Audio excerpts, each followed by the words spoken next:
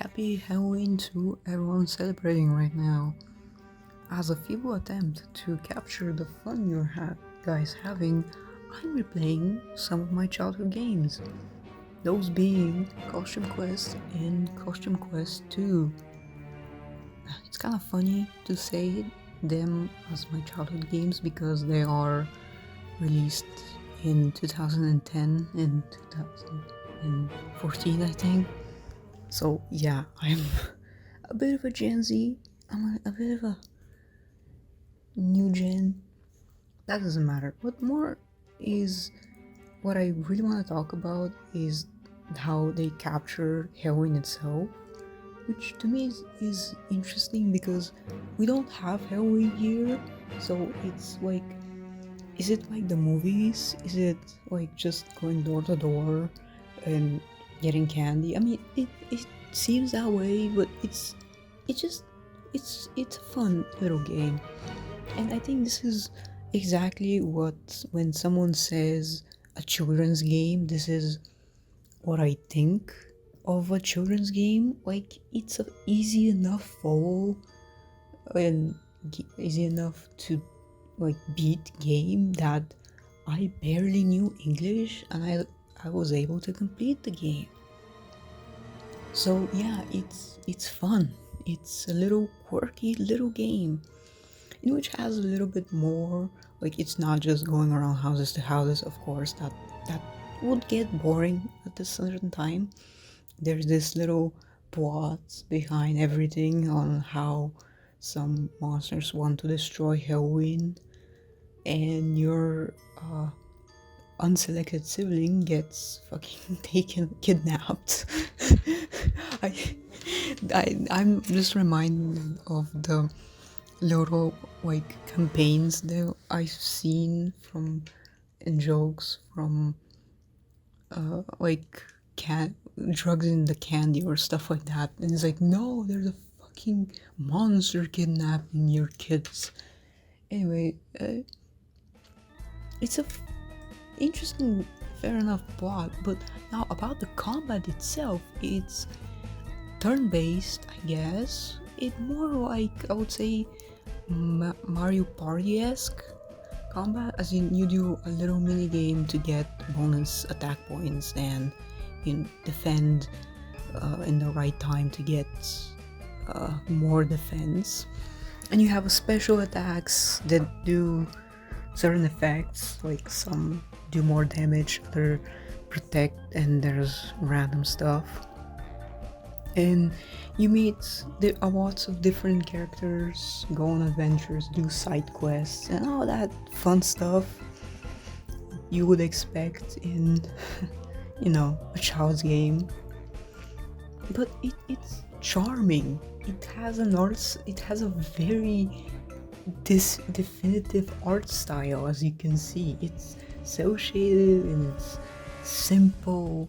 Now, the first game is a little, I want to say tedious, not really, but in a way that's kind of like, after playing the second game, it's like, oh man, yeah, the first game kind of is a rough time. You get a little like these stamps that can have different effects that, like, boost your damage, do other effects like splash damage and stuff like that, but overall it gets a little monotonous, and you just kind of go through the process. It just kind of begins to dumb down. Now, the second game, I do think that it also dumbs down a little bit. The main gimmick, I guess, is that costumes themselves have these little quirks about them, that you need the costumes to progress through areas, as this one you would see lights up, so you kids, so you're afraid of the dark, so you need a costume that lights up to continue, which is funny, and yeah, it makes sense. Yeah, it's nice. I don't think it felt like it dragged on, but it's like at the point where it's like, okay, this starting to drag on, but it moves on, so it's like, yeah, okay, this is fine. Now the second game, I think you can already see there's a big upgrade in the uh, graphics. I didn't think there was that much of a difference, but there is. Now the plot for the second game is even more insane. Like, there's this guy who like hates candy. I think he's a dentist, I'm not sure.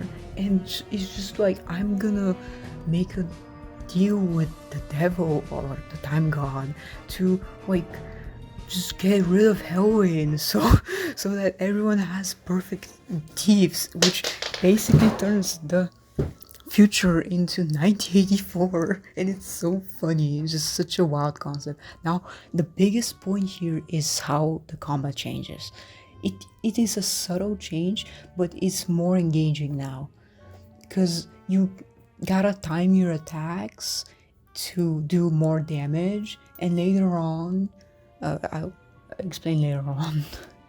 But it's like, I mean, I guess there are certain mechanics missing. Like, I would have liked if there were different types of timings. Like in the first one, there's like type the words, you know, the arrow keys in a sequence, in the right sequence, fast enough to get better attacks. Now the other big change here is there's like types, like Pokemon type. Not really types, but you get it. Like, there's advantages, disadvantages. Like, you have magic, machine, monster, and you have plus and minus. And like when a guy with a plus attacks a guy, the same one is like, you know, it's fucking Pokemon, you get what I mean. There's other big rules is these cards which have a lot of effects on them, and they're like, so some are like really wild and broken, and it's just like fun. It's a lot more engaging, and it just makes the combat a lot more, like, I guess, engaging to a point. You collect them, and there's a lot of them, and they're like, so I'm showing a little bit of here because it's an old footage, but there's different. Like, you have one that's like, the enemy doesn't hurt you, it heals you when it attacks you. The enemy hurts itself. You have splash damage. You have, like, you know, other ones more basic, like you get heals. Now other mechanic that's even cooler are counters. No, sorry, I'm a little getting ahead of myself. These are follow-up attacks. I got a little bit too excited. I actually don't know if I show counters. I don't think I show counters. I'm really bad at counters because you gotta see where the guy is attacking, and I get messed up. I can't do counters very well. Doesn't matter. The follow-up attacks add like more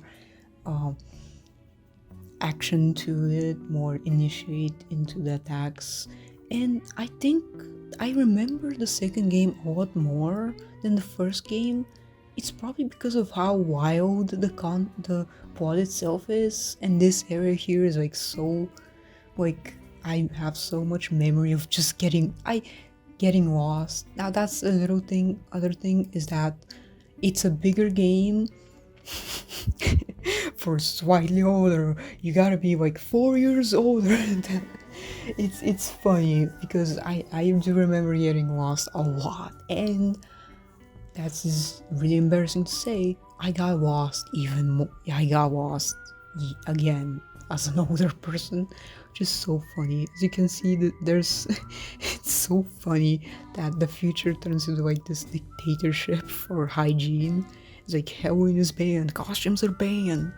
It's so bizarre, but it helps. Like, I remember this a lot more than the first game. The first game is fun and cool, and there's a really interesting DLC that I didn't mention, the like ice. It kind of drags on a little bit, but it's still fun. But the second game it's so bombastically different that it's just more memorable. Not the first one isn't, it's just that the first one just pales in comparison. Like, it just is just more. And I guess that's just, it's a really good sequel to it. That I remember it so fondly and just fun. I would suggest, well, I don't know if you should play them, but I don't know. They're fun.